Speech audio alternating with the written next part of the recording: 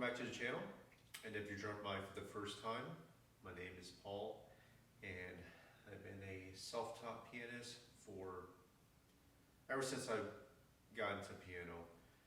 And I'll probably make a separate video how I taught myself up to this point, but I've been completely self-taught, no formal lessons, anything like that.